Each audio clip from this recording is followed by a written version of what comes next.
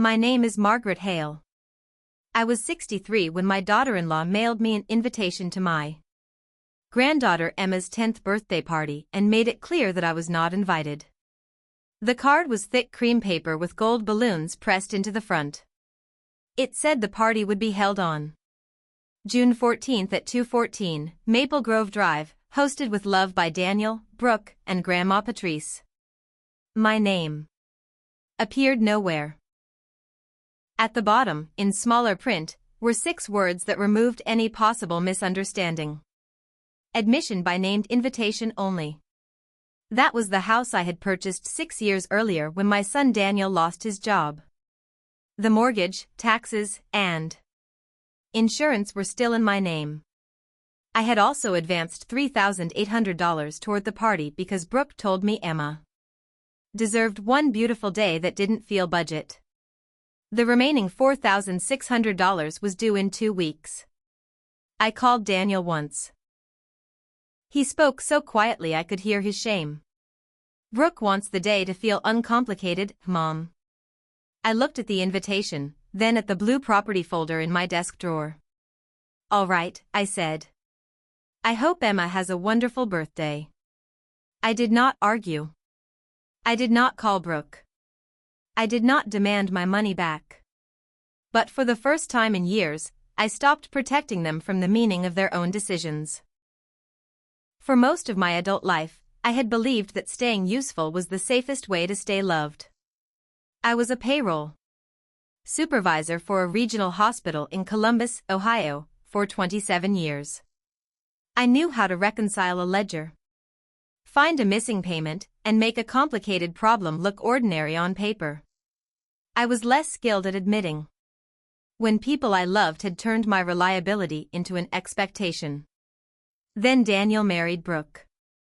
Brooke was not cruel when I first met her. She was bright, organized, and quick to notice details other people missed. She worked as an assistant for an event planning company and could turn folding tables, rented linens, and grocery store flowers into something that looked expensive. She also carried a deep embarrassment about having grown up without much money. Her mother, Patrice, had raised her alone and taught her that appearance was a form of protection. After Emma was born, Brooke left her job and began taking small event jobs from home under the name Juniper and Lace Events. At first I admired her determination. I watched Emma 3 afternoons a week so Brooke could meet clients. I bought a commercial printer when she said outsourcing invitations was eating her profit. I paid the first year's business insurance. When she needed sample photographs, I let her stage a bridal table in my backyard and spent 2 days steaming napkins. I set it on my kitchen table and read it 3 times. It was not simply that my name had been omitted from the list of hosts. Patrice's name was there. Daniel's was there. Brooke's was there. Even the party planner's company logo, Brooke's company logo, appeared in gold at the bottom. The message was precise. My money could enter the house. My labor could enter the house. My name could not. A text arrived from Emma at 4:17 that afternoon. Grandma, did you get the fancy card? Mom says I can't tell anybody the surprise theme. I stared at the screen for a long moment before typing back. I got it, sweetheart. The card is beautiful. I hope you have the happiest day. 3 dots appeared, disappeared, then returned. Are you coming early like always? I could have told her the truth. I could have made a 10-year-old responsible for an adult humiliation. Instead, I wrote, your mom has everything planned. We will celebrate together another day. Her answer was a single sad face. That hurt more than Brooke's wording. The next morning, I placed the cream invitation inside the blue property folder.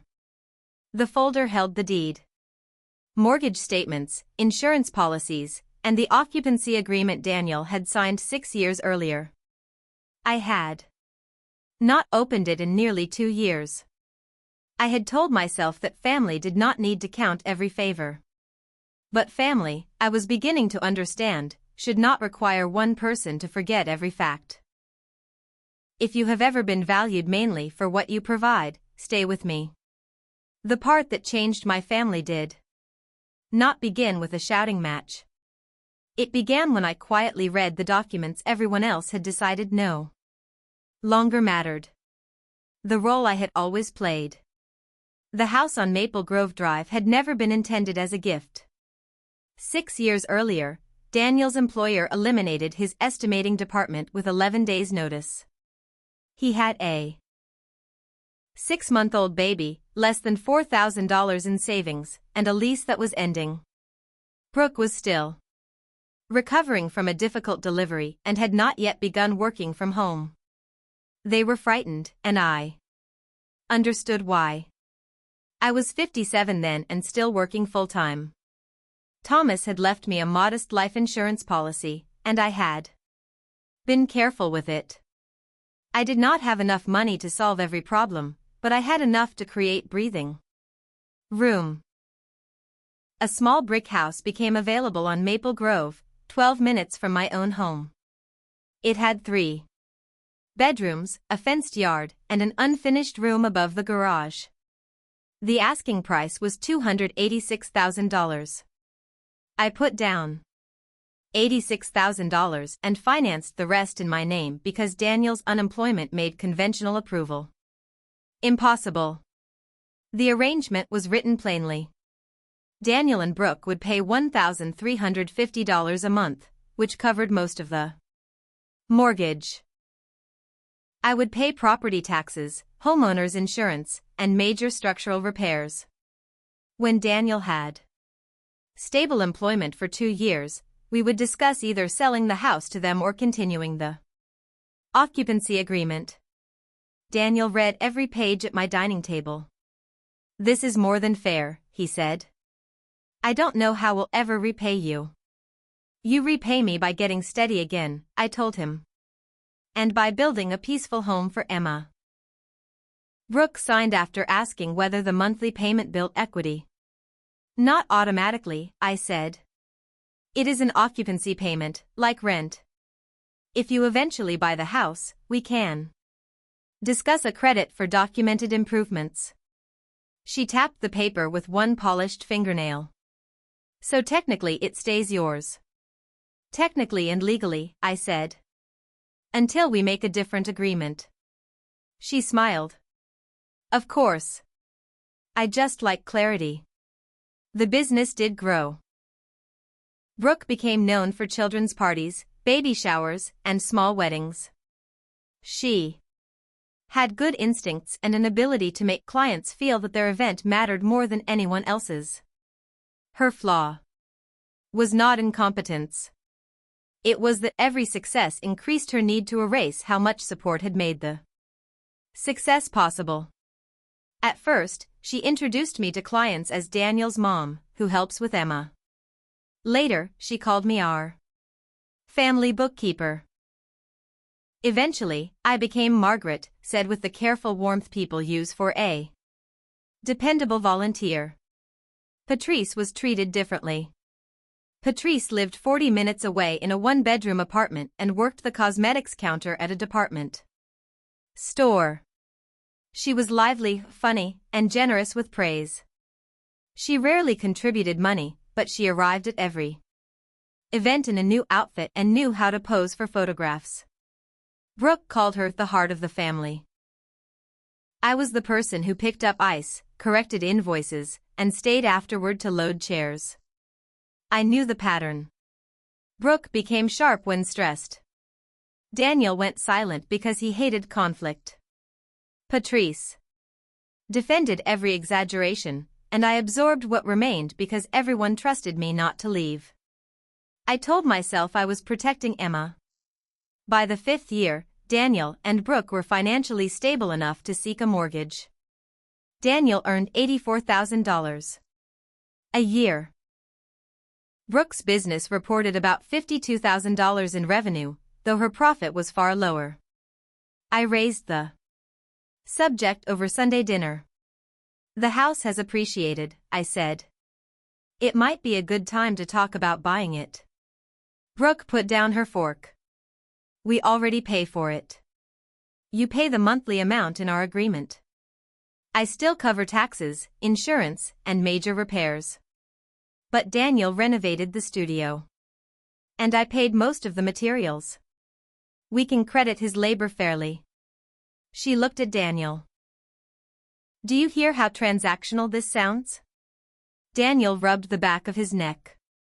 Mom's just talking through options. I tried to keep my voice neutral. There is nothing wrong with putting a long-term arrangement on paper. Brooke's expression softened in a way that made me feel as though I had disappointed her. I thought you wanted Emma to grow up feeling secure, she said. That ended the conversation.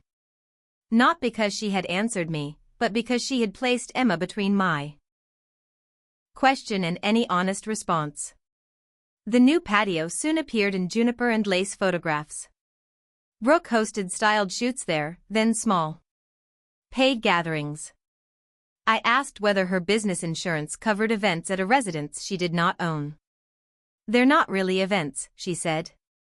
They're content sessions. One Saturday, I drove by and saw 26 folding chairs, a champagne wall, and a sign that read. When I mentioned it to Daniel, he sighed. It's one afternoon, Mom. She needs the portfolio. She is charging a client. That changes the insurance risk. I'll talk to her. He did not. The following winter, a delivery driver slipped on the front steps. He was not badly injured, but the claim came to my insurer because I owned the property. My premium increased by $640 a year. Brooke apologized and promised not to host paid events without permission. Within 4 months, she was doing it again. I did not revoke the arrangement. I did not increase their monthly payment. I did not insist they purchase separate commercial coverage. I wrote careful emails, accepted vague assurances, and continued helping with Emma. Looking back, I can see that my kindness was no longer kind. It was cushioning grown adults from information they needed in order to mature. Still, when Brooke called in March and said she wanted to make Emma's 10th birthday the event that finally puts juniper and lace on the map, I listened. She described an enchanted garden theme with a sailcloth tent, floral arches, a dessert wall, a magician, and 80 guests. The total budget was $8,400. She had negotiated discounted rates by promising vendors professional photographs they could use. We can cover most of it after 2 spring weddings pay their balances, she said. I only need help with the deposit. How much? $3,800. I will repay you by July. I hesitated. That is a large party for a 10-year-old. It's also a business showcase. Emma is excited. Daniel thinks it could help us move to the next level. Daniel had not said that to me. But I wanted Emma to have a beautiful birthday, and I wanted to believe Brooke's business was finally strong enough to repay me. I transferred the money directly to the rental company. Brooke texted a row of heart emojis and wrote, "You always come through." At the time, I read it as gratitude. Later, I understood it as a job description. The betrayal they thought I would accept. The invitation arrived 11 days after I paid the deposit. Brooke had not handed it to me. She had mailed it, even though we lived 12 minutes apart, and I had watched Emma the previous afternoon. The envelope was addressed in computer-printed calligraphy, Mrs. Margaret Hale. Not Mom. Not Grandma Margaret. The formality seemed designed to make the distance look tasteful. I called Daniel because I needed to hear whether he understood what the card meant. Did you see the invitation before Brooke sent it? I asked. I saw the design. Did you see the guest list? Mom, please don't make this bigger than it is. I am asking whether I am invited to Emma's birthday. He exhaled. Brooke says the tension between you two has been affecting her. She wants one day where she doesn't feel watched or corrected. He lowered his voice. The house. The business. The way you always remind her that things are in your name. I looked through my kitchen window at the lilac bush Thomas had planted. I remind her when she uses my property for paid events or asks me to sign something. Those are moments when ownership matters. That sentence had become another family passcode. Daniel was not saying I was wrong, but he was asking me to behave as though I were. And you think it is acceptable to exclude me from a party I am financing at a house I own? He was silent. I am not asking you to fight with your wife, I said. I am asking you to tell me the truth. Do you want me there? Of course I do. Then why is my name not on the invitation? Because I don't know how to fix this without making everything worse. For years, I had treated Daniel's discomfort as an emergency. I had changed holidays, swallowed remarks, and accepted delayed payments because he looked exhausted whenever Brooke and I disagreed. That morning, his discomfort stopped feeling like a reason. I hope Emma has a lovely birthday, I said. I won't create a scene. That relief told me he had expected me to absorb the injury and help him avoid consequences. He was not grateful for my grace. He was grateful that my pain would remain private. 2 days later, Brooke called as though nothing unusual had happened. The florist needs the final head count by Friday, she said. Can you confirm whether your friend Naomi is coming? Naomi did not receive an invitation, I said. Oh. Right. We had to keep the adult list curated. You know what I mean. The vendors, the parents, people who support the brand. It can't feel like a random backyard gathering. Why are you calling me about the head count? Because your deposit covered the rentals, and the rental company has your email as the billing contact. Could you approve an upgraded canopy and chairs? How much? I asked. $1,200. The final balance would be $5,800. No, I said. I will not increase the budget or approve more until we discuss insurance and the remaining balance. Daniel said you weren't going to punish Emma over a misunderstanding. I am not punishing Emma. I paid the amount I agreed to pay. You called it a loan. Yes. A loan you said you would repay in July. Then why are you behaving like a sponsor who gets her logo on the invitation? I did not ask for a logo, I said. I asked whether I was invited to my granddaughter's birthday. Margaret, this is exactly the emotional pressure I am trying to avoid. Every gift becomes a claim. Every favor becomes a seat at the table. I felt an old impulse rise in me. Explain more, prove my intentions, remind her of every time I had helped. Without asking for recognition. But a defense would have accepted her framing. It would have put me on trial. For wanting ordinary respect. I will not approve the revised order, I said. Please communicate directly with the vendors from now on. That evening, Emma called from her bedroom. Her voice was hushed. Mom says you might be busy on my birthday. I sat on the edge of my bed. The party plan is between your parents and me. You did nothing wrong. I told Mom I wanted you there. I thanked her. After a pause, she asked, did you do something bad? That question was the cost of our secrecy. Adults had created a conflict and then given the child only enough information to suspect the safest person. No, I said. And your mother is not bad either. We are having a disagreement. That is all you need to carry. Emma was quiet. Then she said, I saved the chair next to me for cake. After the call, I took the invitation from the blue folder. On the back, beneath the printer's mark, someone had written a tiny number in pencil, 76. I recognized Brooke's system. She numbered place cards and invitations to track responses. Mine was not a guest invitation at all. It was a courtesy copy, sent so I could see the event I was expected to help fund. For the first time, I searched my email for every message containing the phrases Maple Grove, Juniper and Lace, deposit, insurance, and owner authorization. What I found did not begin with the birthday party.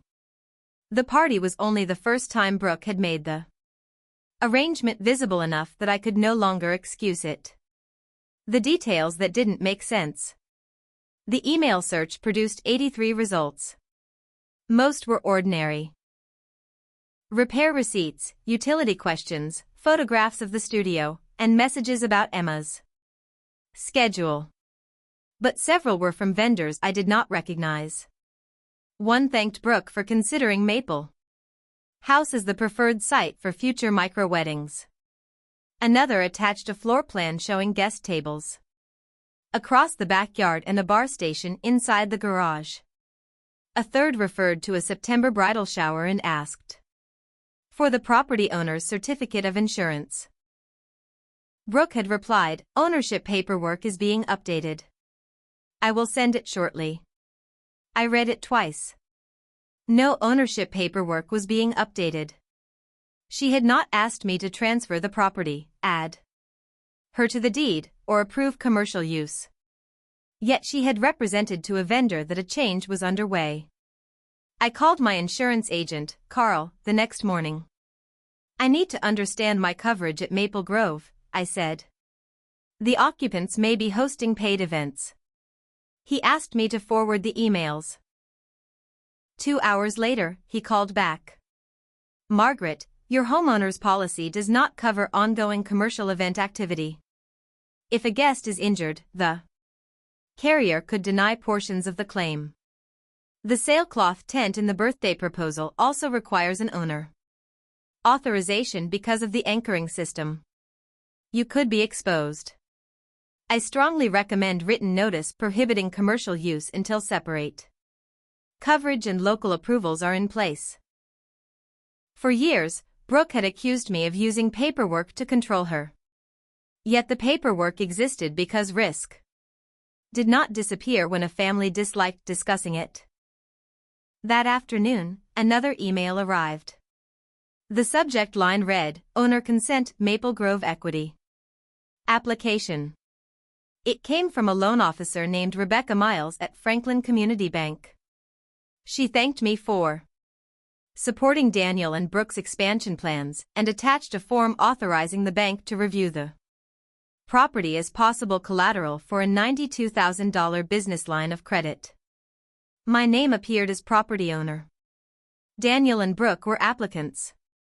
The stated purpose was to expand Juniper and Lace events and prepare Maple Grove as a boutique private event location. They had not forged my signature. They had progressed far enough that they believed I would sign when refusing became socially difficult. I called Daniel. "Did you apply for a $92,000 business line using Maple Grove?" "Brooke submitted a preliminary application," he said. "It isn't final. She needs capital to take larger bookings. The bank said the property could support it if you consent. You have real numbers. $92,000. Can we talk in person?" "Yes. Tomorrow at 6. Bring Brooke." I placed the invitation, insurance email, and bank form on the dining table. Brooke asked whether we were still discussing the invitation. "We are discussing the pattern connecting all 3 documents." She sat back. "There is no pattern. There are separate issues that you are combining because you're hurt. Then explain them separately. Why are vendors being told that Maple Grove will become an event location? We live there and have invested years in it," Brooke said. "You have occupancy rights under a written agreement.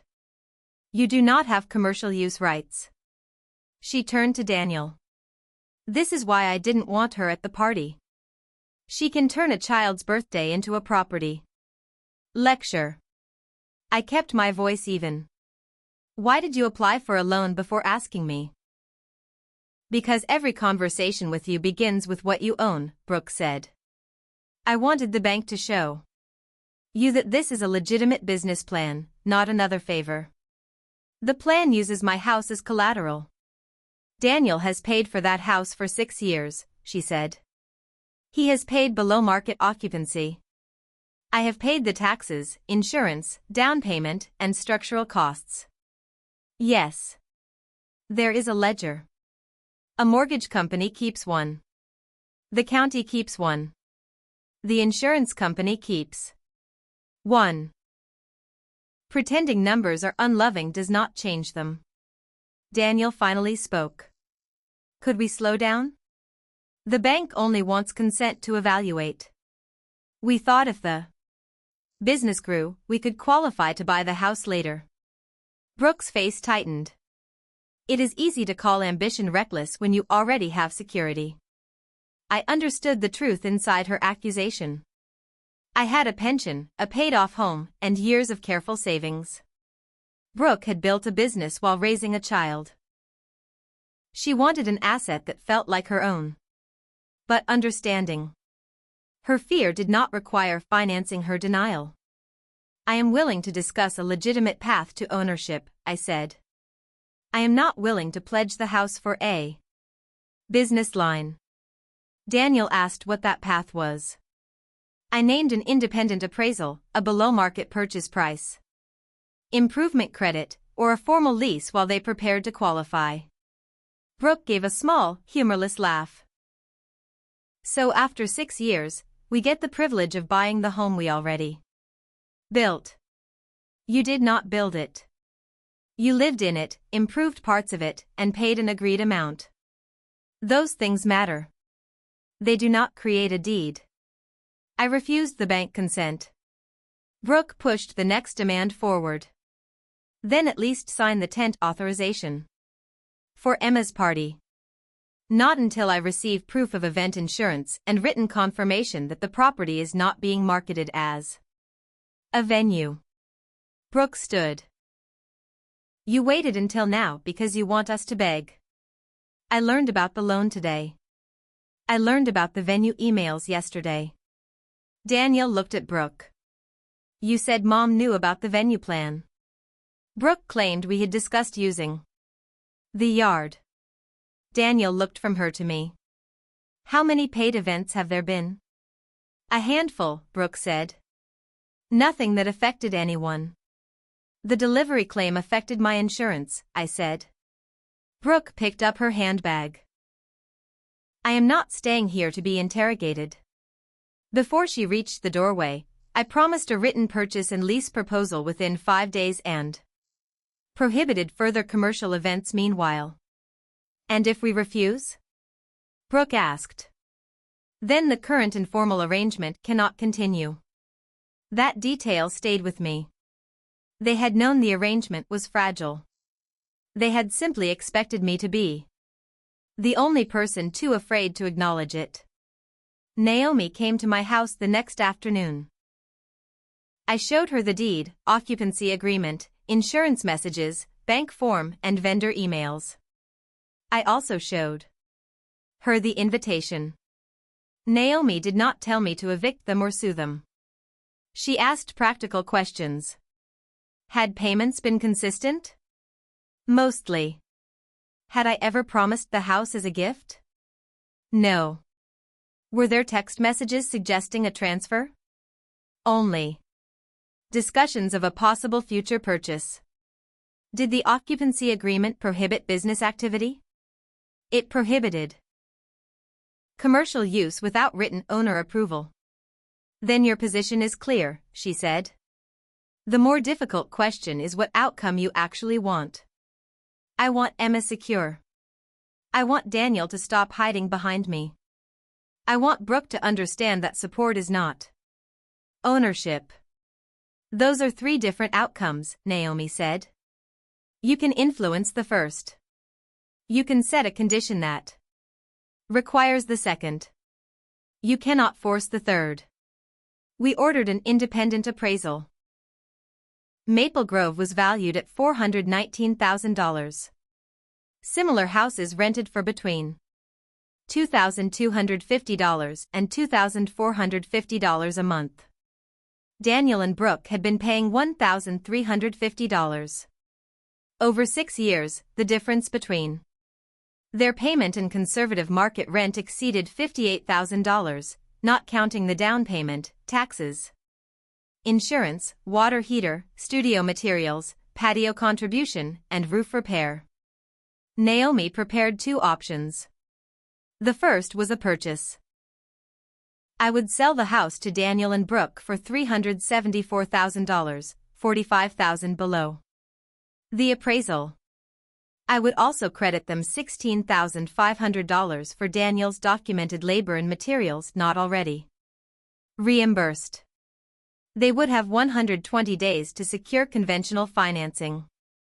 I would pay the seller's share of closing costs but would not cosign, pledge collateral, or allow a business lien. The second was a formal 2-year lease at $1,650 a month, still well below market. I would continue covering taxes, homeowners insurance, and structural repairs. Commercial events would be prohibited without separate coverage, permits, and written approval. At the end of the first year, they could exercise an option to purchase at a new appraisal minus a $20,000 family credit. We sent the proposal by email and certified mail. Daniel called that night. "The price is lower than I expected," he said. "The bank might approve us if we pay down the car and Brooke's business card." He was quiet. Brooke thinks the family credit should be larger. She thinks the house should transfer at the remaining mortgage balance. The remaining mortgage was $171,800. Her proposal would give them nearly $250,000 in immediate equity. "That is not a purchase," I said. "That is a gift. Ask her to document $200,000 in unreimbursed improvements." "Then why are we pretending the number is based on contribution?" Daniel lowered his voice. "Because she feels like your offer proves you never saw the house as ours." "I never said it was yours. I said it could become yours through an agreement." "Did you correct her?" He did not answer. That silence opened a door I had kept closed for years. Brooke had built a story in which the house had gradually become theirs through need, residence, and desire. Daniel knew the legal facts, but he had allowed the story because it made daily life easier. Every time I raised ownership, I became the person disturbing peace rather than the person restoring truth. "Daniel," I said, "did you tell Brooke I would eventually give you the house?" "Not exactly. I said you would never make Emma leave her home. Not a promise of transfer. A promise about my character, translated into a guarantee that no boundary would ever be enforced." "You used my love for Emma as collateral," I said. "It is exactly what happened. You reassured Brooke that I would always yield because Emma lives there. I am your family too." 3 days passed without a formal response. Then Emma came to my house after school carrying a poster tube. She was supposed to work on a history project, but she seemed distracted. Emma pulled a folded brochure from the poster tube. This was in Mom's printer. I used the back for my timeline, but then I saw our house. The brochure showed the Maple Grove backyard under strings of lights. The heading read, "Introducing Maple House, the flagship home of Juniper and Lace events." Beneath it were packages for showers, birthdays, rehearsal dinners, and micro-weddings. The highest package was priced at $9,500. At the bottom, in smaller type, was an invitation to an exclusive launch celebration on June 14th, immediately following Emma's birthday presentation. My granddaughter's party was not merely a party. It was a commercial launch at my property. Emma asked whether that meant I did not support her mother's dream. Supporting someone's dream does not mean saying yes to every way they try to achieve it, I said. After she left, I scanned the brochure and emailed it to Naomi and my insurance agent. Carl responded within the hour. He advised immediate written notice that I did not authorize the launch, the advertised events, or any installation at the property beyond ordinary residential use. Naomi drafted the notice. I sent it to Daniel, Brooke, the rental company, and every vendor whose contact information appeared in the documents. I stated that I would not interfere with a normal private birthday gathering. I would not authorize a commercial launch, anchored tent, paid event, alcohol service, or public marketing of the property. I also stated that I would not pay the remaining party balance. Nothing about the notice was a surprise. The final payment had never been my responsibility. The owner authorization had always required my signature. Brooke had simply arranged her plan around the assumption that I would surrender when the deadline became uncomfortable. Her response arrived at 11:42 that night. You have humiliated us with vendors and jeopardized my company. Do not contact Emma until we resolve this.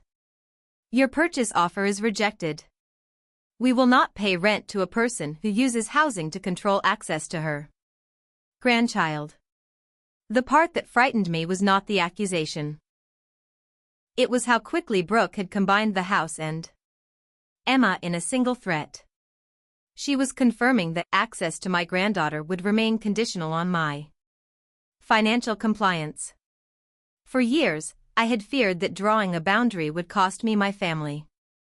At last, I understood that the absence of a boundary had already taught them how to price my place in it. I did not reply to Brooke that night. The next morning, I made coffee, sat at my desk, and opened the blue folder. The cream invitation rested on top of the deed. Gold balloons on one side, county recording stamps on the other.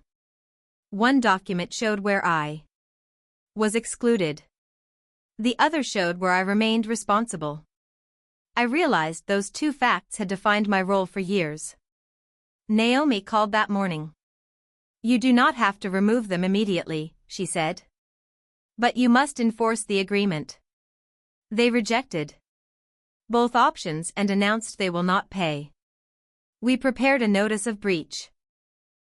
It cited unauthorized commercial use, refusal to comply with insurance requirements, and Brooke's written statement that they would stop payments. It gave them 10 days to cure the breach by accepting a residential lease and confirming that commercial activity would cease. If they did not, the occupancy agreement would terminate 90 days later, on September 15. The date gave them the summer to arrange housing. It also gave Emma time to begin the new school year with some stability if they acted quickly. There is a difference between doubting a decision and grieving it. I knew the decision was necessary. I still cried after signing the notice. Daniel came alone that evening and said Brooke believed I was evicting them over an invitation. I asked whether that was what the notice said. He admitted it was not. Feelings matter. They do not replace sequence. She excluded me after I paid the deposit. I discovered unauthorized events. You applied for a loan using the property. I offered a discounted purchase and a below market lease. She rejected both, threatened my relationship with Emma, and said you would stop paying. The notice came after those choices. I should have stopped the loan application, he said. I should have told you about the brochure. Daniel said, I knew she wanted to announce the business. I didn't know she had advertised future packages. And you believed the bank application was reasonable? I wanted to. He explained that Brooke's business was in more trouble than I knew. 2 wedding clients had delayed final payments. She owed $28,400 across business credit cards, vendor accounts, and a high-interest equipment loan. The $92,000 line was supposed to consolidate the debt and fund a marketing push. She had already accepted deposits for 3 future events at Maple Grove totaling $7,200. I felt the old urge to rescue them, then asked what he wanted from me. He admitted Brooke wanted enough transferred equity to secure the loan. Would you take that debt against the house if it were yours? I asked. Not without a better plan. Then you know the problem. Saying so may cost you peace at home. After a long silence, he asked, what happens to Emma? She remains your daughter. You find a safe home. I remain her grandmother if you allow it. I will not buy access to her. The offer remains open for 10 days, I said. You can buy the house or sign the lease. Brooke will not sign. Then that is also a choice. The 10-day cure period expired without a signed lease or purchase agreement. Their monthly payment did not arrive on June 1st. Naomi sent confirmation that the occupancy agreement would end September 15th. I notified the bank that I did not consent to the collateral review. The application could proceed without my property, but the loan officer later confirmed that it did not meet underwriting requirements on the business's cash flow alone. I notified every known vendor that Maple Grove was not available for commercial bookings. I did not contact Brooke's clients directly. Naomi advised that the business was responsible for relocating or refunding them. The rental company reduced the birthday order to items that did not require owner authorization: tables, ordinary chairs, and freestanding decorations. The tent, dance floor, champagne wall, and electrical package were removed. Because I was the original billing contact, they copied me on the revision. The final balance was $2,140, payable by Brooke. She did not pay it by the deadline. 4 days before the party, Patrice called. This has gone far enough, she said. A child gets 1/10th birthday. I am not authorizing a commercial installation or paying the balance. Be the bigger person, Patrice said. Come to the party, pay the balance, and sort out the house later. Am I invited? I asked. Her pause answered me. The invitation became symbolic, she said. It was symbolic when Brooke printed it. I will not attend where my presence is considered conflict. Patrice accused me of letting the day collapse to prove a point. No. Brooke chose an event she could not afford, on property she did not own, using approval she did not have, after excluding the person she expected to finance it. I am allowing the plan to become the size of its actual support.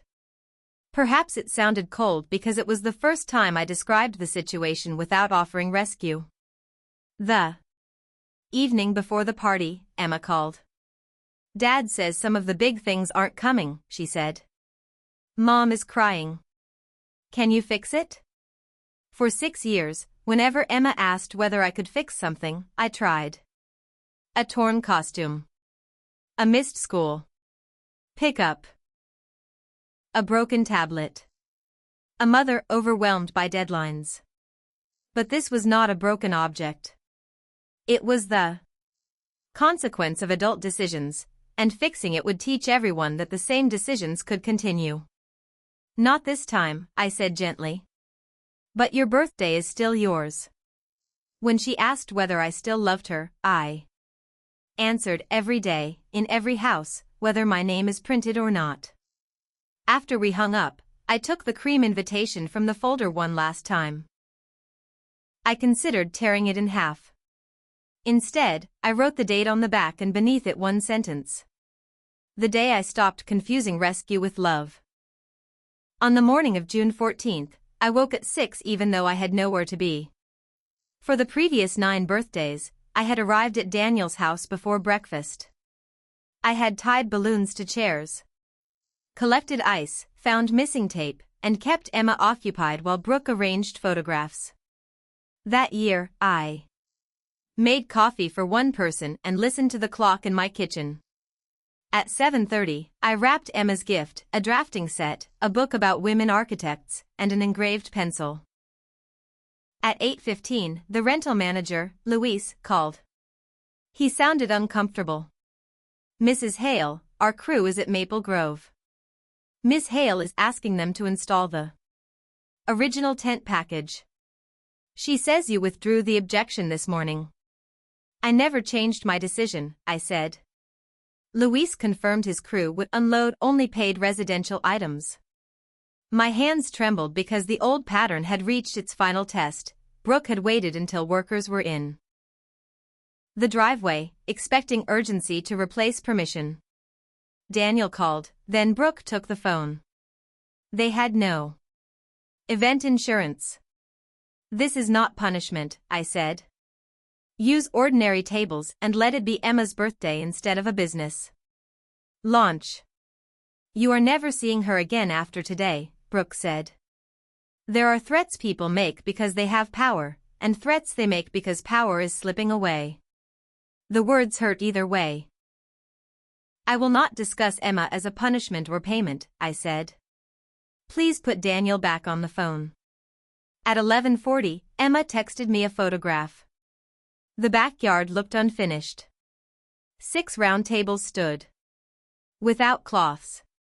A few gold balloons were tied to the fence. The floral arch was missing, and the grass showed pale circles where Daniel had planned the tent stakes. Her message said, "I wish you were in the picture." I replied, "I love you." I learned the sequence later from Daniel, Emma, and 2 people who called me separately. I did not need to attend in order for the truth to arrive. The caterer delivered the children's sandwiches and fruit because that portion had been prepaid.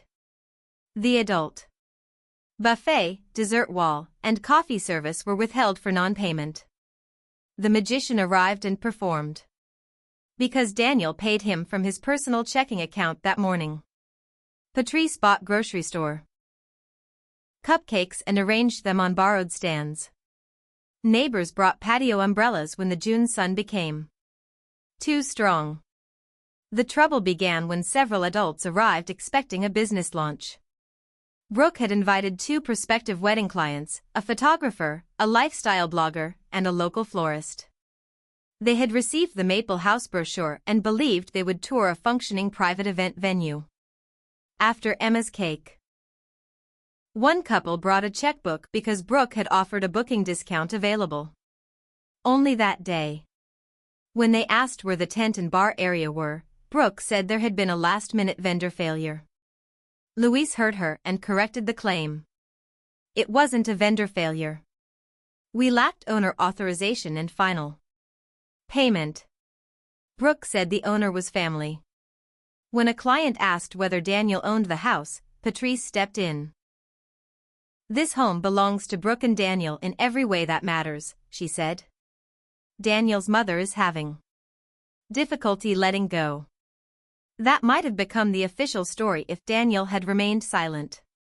According to Emma, her father was standing beside the cake table holding a roll of paper towels. He put them down and said, "No. Mom owns the house. Legally and financially. She paid the party deposit too. There is never a right time because we keep making Mom carry the wrong story." The photographer began packing her equipment. The florist asked whether future bookings had property approval. Brooke said the paperwork was in progress. Daniel said, "It isn't. Mom offered us a purchase and a lease. We rejected both." No one applauded. Real public embarrassment is quieter. People studied their plates and checked on children. The prospective couple demanded its $2,400 deposit back, pointing to the brochure naming Maple House. Brooke said she planned to secure permission before the August event. Daniel answered, that is after our notice to leave. They left with the photographer and florist. By the time cake was served, the lifestyle blogger had removed the preview she had posted that morning. Emma did not understand every financial detail, but she understood that adults were arguing during her birthday. She began crying in the downstairs bathroom. Daniel found her and asked what she wanted. I want Grandma, she said. Daniel called me and put her on the phone. Her voice was uneven. Can you come now? Every instinct in me said yes. I could drive there, hug her, help clear the tables, and take over the crisis as I always had. But walking into that yard in the middle of the confrontation would not make her birthday peaceful. It would turn me into either the rescuer or the villain in front of guests. Mom says you ruined it. I heard Daniel say, your grandmother did not ruin your birthday. The adults made mistakes. Sweetheart, I said, none of this is your fault. Choose 3 friends. Ask your dad to take you somewhere fun. After cake. Big parties can go wrong. Your birthday is still yours. Daniel took Emma and 5 children to a bowling alley at 3. They ate pizza, wore rented shoes, and laughed at the automatic scoring animations. He sent me a photograph of Emma holding the green ball with both hands. Her smile in that picture belonged to her. At 6:30, Daniel brought Emma to my house. He did not come inside. He said Brooke had agreed to 1 hour because Emma was distraught, but wanted all future contact discussed later. I saved your cake chair, she said into my blouse. Nobody sat there. I gave her the drafting set. We ate grilled cheese at my kitchen table because neither of us wanted more cake. She told me about the magician, the bowling alley, and the argument in fragments. I did not ask her to decide who was right. Before Daniel collected her, she noticed the blue folder and asked why I kept the invitation. Because it reminded me that loving someone and agreeing with them are not the same thing. You can have my real invitation next year, she said. I'll make it myself. After she left, Daniel remained on the porch.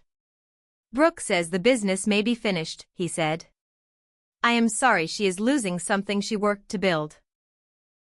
I am not sorry, I refused to risk my home to preserve it. I told the wedding couple we would repay them. I may have to sell my truck. I should have said the truth years ago, he said. I did not tell him it was all right. It was not all right. But it was finally true, and truth gave us somewhere to begin. Consequences did not arrive all at once. They unfolded over the summer in envelopes, phone calls, moving boxes, and conversations none of us could finish in a single sitting. Juniper and Lace canceled the 3 events advertised for Maple Grove. 2 clients accepted refunds over payment plans. The August wedding couple filed a small claims case for their deposit and related costs. Brooke settled before a hearing. She sold inventory, closed the studio, and took contract work with another event company that provided venues rather than asking planners to supply them. The business did not disappear because I withheld a signature. It changed because it had expanded beyond its cash, coverage, and authority. I repeated that sentence to myself whenever guilt tried to rewrite the sequence. Daniel and Brooke began marriage counseling in July. By August, Daniel had rented a 2-bedroom apartment near Emma's school. He told me they were not divorcing, but needed separation because every disagreement had become a test of allegiance. Brooke did not apologize. For several months, she communicated with me only through Daniel. She believed I had used my legal position to overpower her at the moment she was most vulnerable. I believed she had used my love, money, and property while denying me ordinary respect. Both of us could describe ourselves as injured. Only one of us, however, had been asked to carry the financial risk for the other's version of events. On September 12, 3 days before the deadline, they left Maple Grove. I went to the house after the moving truck departed. The rooms looked smaller without furniture. Pale squares marked the walls where family photographs had hung.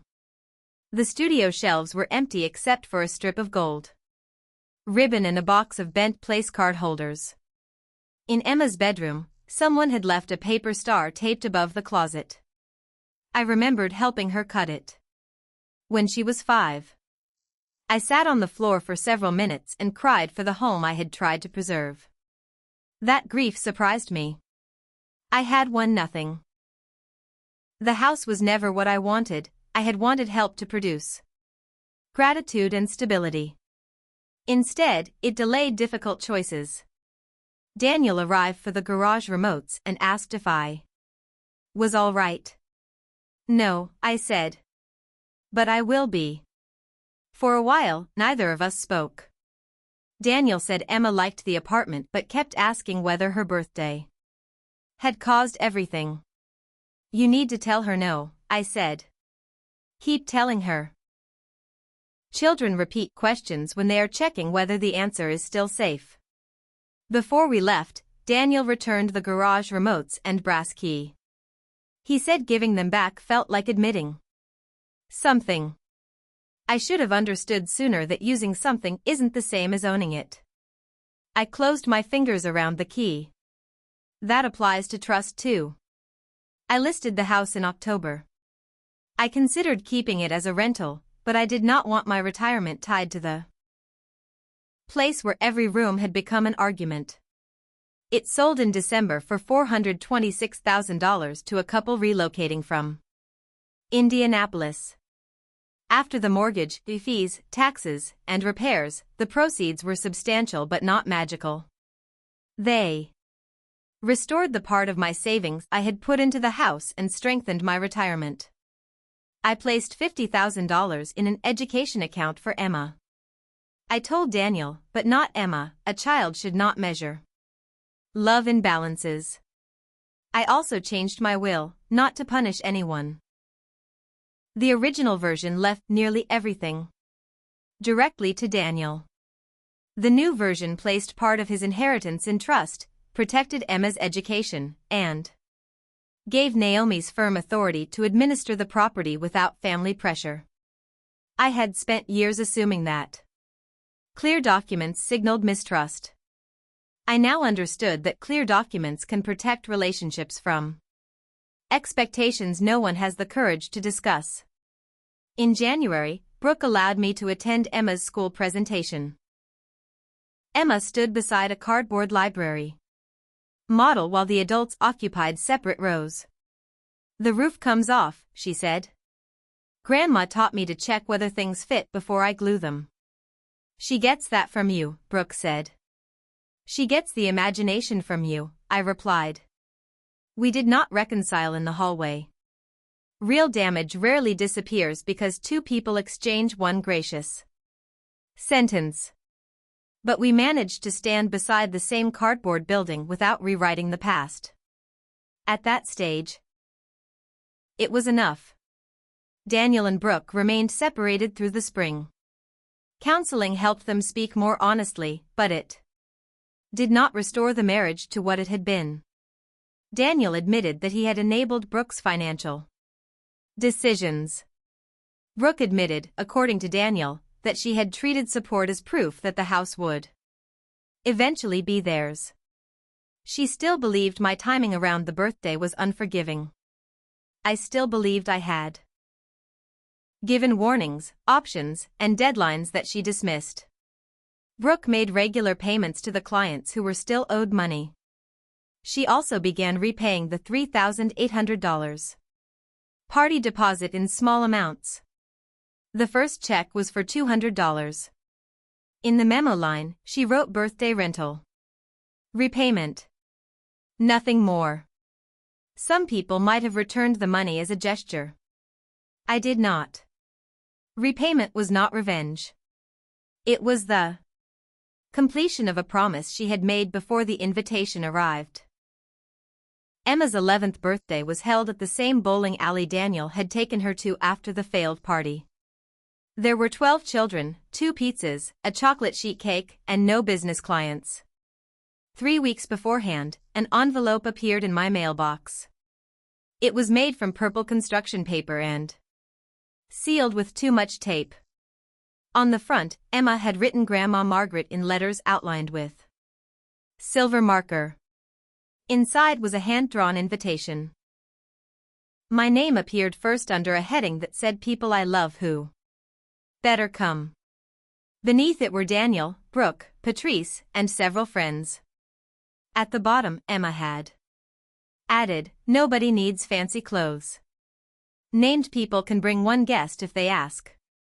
On the morning of the party, I opened the blue property folder.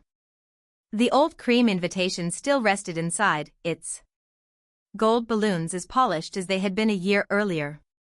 On the back was my sentence about rescue and love. The cream card represented a place I had been expected to finance without entering. The purple card represented something smaller and healthier, an invitation freely given, with no mortgage, loan, or unpaid invoice hiding behind it. During cake, Emma pulled out the chair beside her. This one is yours, she said, and I sat. Brooke stood across the table lighting candles. For one brief second, our eyes met. I saw embarrassment, resentment, fatigue, and perhaps a small recognition that neither of us could build a future by demanding the other deny what happened. Brooke passed me the knife. You cut even pieces, she said. It was not an apology. It was not forgiveness. It was a practical acknowledgement of something I could do without surrendering anything else. The greatest change happened in me. I used to think boundaries were walls built after love failed. Now I think they are measurements that allow love to fit reality. A boundary tells us where responsibility ends, where consent begins, and whether a relationship can survive without one person disappearing inside it. I stayed quiet when my name was left off the invitation, but silence was not surrender. It gave me enough distance to stop arguing about whether I deserved a chair and begin asking why I was paying for a table where my presence was treated as a problem. Family support should be a bridge people use to reach responsibility, not a permanent road away from it. What would you have done in my place? Paid for the party to protect the child from disappointment, or allowed the adult's choices to have consequences?